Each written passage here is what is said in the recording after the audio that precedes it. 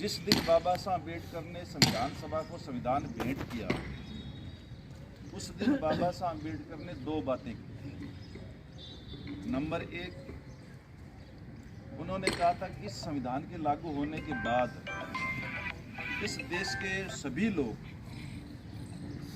One vote one value के आधार पर सभी को समानता का अधिकार होगा, लेकिन इसके बावजूद भी सामाजिक और आर्थिक गैर बराबरी जारी रहेगी। सामाजिक और आर्थिक गैर बराबरी तभी दूर होगी जब आप लोगों में चेतना आएगी, जब आप लोगों में शिक्षा आएगी, जब आप लोग शिक्षित होकर के अपने अधिकारों को पहचानने का काम करेंगे।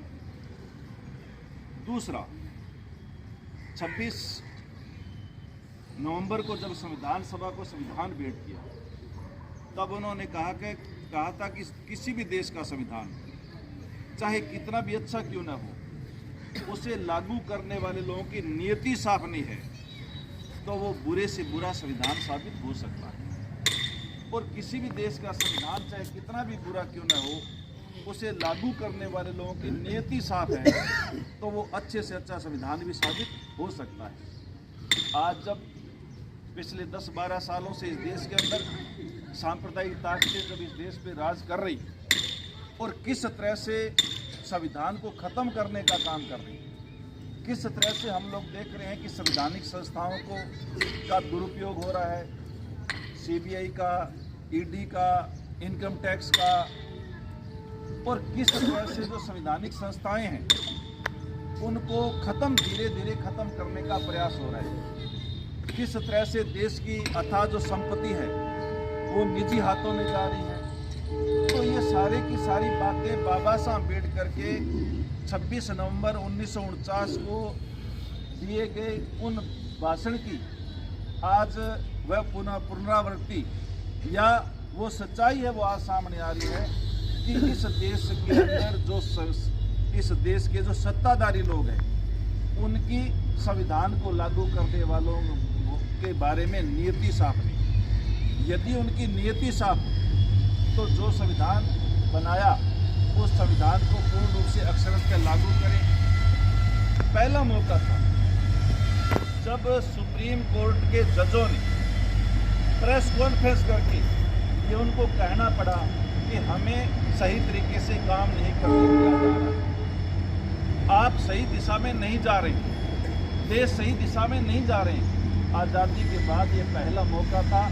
इससे पहले कभी भी सुप्रीम कोर्ट के जज कभी भी प्रेस के सामने आकर के उन्हें कोई भी बात कहने की ज़रूरत नहीं पड़ी। तो ये जो सारी की सारी बातें किस तरह से रात को 8 बजे अचानक नोटबंदी करना, किस तरह से देश के सामने कि मुझे आप 50 दिन दे दो, 50 दिन नहीं 500 दिन दे दिए, उसके बावजूद भी क्या आज कोई बता पा रहा है कि भी नोटबंदी का क्या फ़ायदा हुआ। जो नारे दिए, जो वायदे किए गए 15-15 लाख तो यूं ही आपके खाते में आ जाएंगे। काला धन काला धन काला धन जो 2012 में 2013 में पूरे देश में हल्ला मचा काला धन भ्रष्टाचार का, तो आज क्या वो काला धन वापस आ गया? किसका काला धन था वो? वापस आया तो उसका क्या किया गया? किन किन लोगों का काला धन था? क्या इसके बारे में कोई देश को बताने के लिए तैयार है?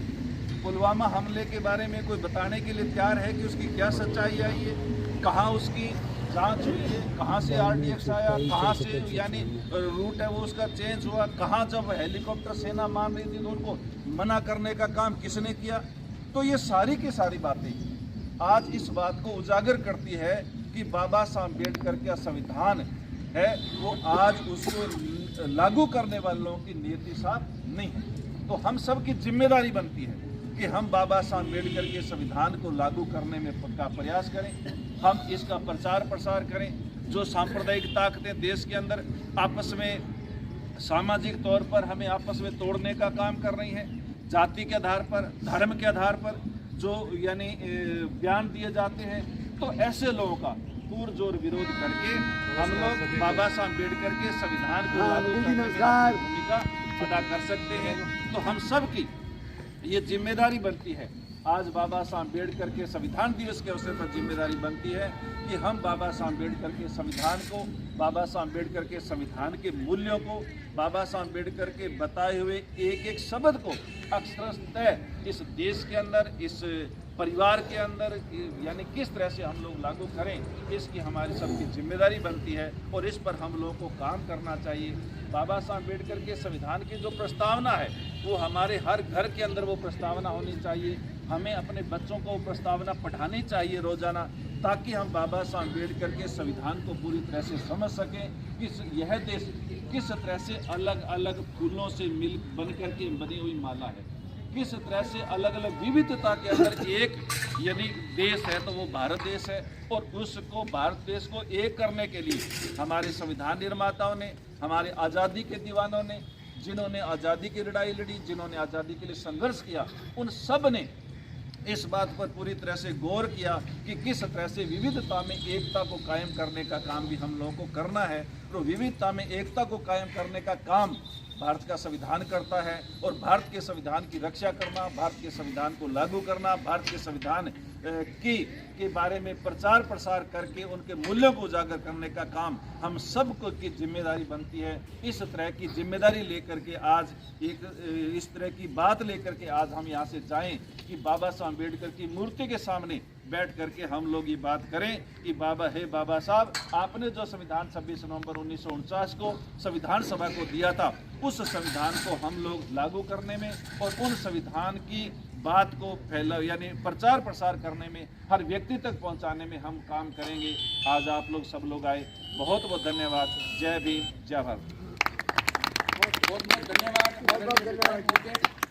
संविधान दिवस से उपस्थित थे आदरणीय हमारे विधायक गुंगराम जगत साहब, सीताराम जी, मंजी जी, जोशी जी, मुस्लिम जी और समस्त कार्यकर्तागण, हमारे योगेश भाई जो मूल संचालन कर रहे हैं और समस्त कार्यकर्ता।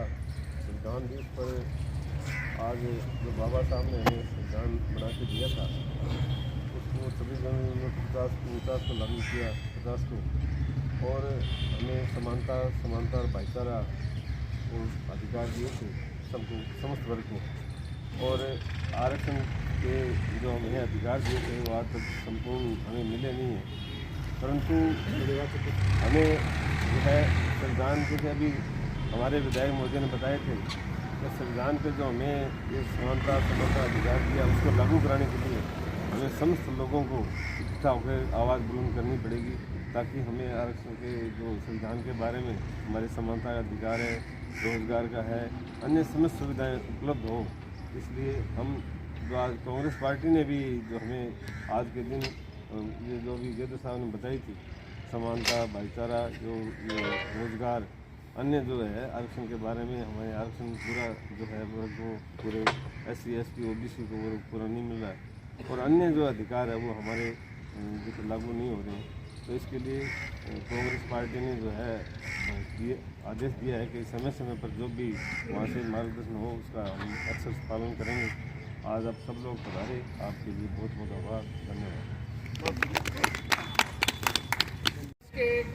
इस पावन अवसर पर अंबेडकर भवन में पहुंचे सभी कार्यकर्ताओं का आभार, अभिनंदन। साथियों, जैसा कि आप सभी जानते हैं, भारत रत्न बाबा साहब डॉक्टर BR अम्बेडकर जी ने 2 साल 11 माह और 18 दिन की कड़ी मेहनत से भारत के लोकतंत्र का, विश्व का सबसे बेहतरीन संविधान बनाया और उस संविधान की बदौलत आज देश का प्रत्येक नागरिक, देश का पिछड़ा, अल्पसंख्यक, दलित अपने जीवन को सरस और उमंग के साथ जी रहा है और जीवन में प्रगति कर रहा है। ये संविधान बाबा साहब ने देश के प्रत्येक नागरिक और प्रत्येक उस महिला के लिए बनाया जो हमेशा से प्रताड़ना का शिकार रही। हम गौरवशाली हैं कि हम बाबा साहब के दिए हुए भारत के संविधान को मानते हैं और उस भारत देश का हिस्सा है जहां भारत का संविधान वर्षों से चला आ रहा है और निश्चित तौर पर देश दुनिया के अंदर नए आयाम स्थापित करेगा, तो उसकी सबसे अहम कड़ी भारत का संविधान होगा। हमारे बीच में जननायक माननीय विधायक डूंगरराम जी गेदर हैं, सीताराम जी बिश्नोई हैं, ब्लॉक कांग्रेस कमेटी के अध्यक्ष श्रीमान परशुराम जी भाटिया साहब बैठे हैं। मेरा निवेदन रहेगा श्रीमान सीताराम जी, महान शख्सियत को याद करने के लिए, स्मरण करने के लिए यहाँ आए। भाई डूंगरराम जी, विधायक जी, भाई परशुराम जी।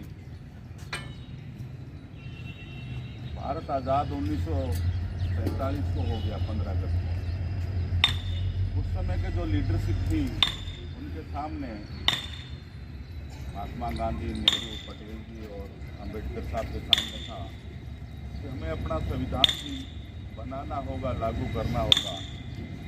संविधान सभा का गठन हुआ, उसमें देश एवं विदेश के सबसे विद्वान व्यक्तित्व को चुना गया।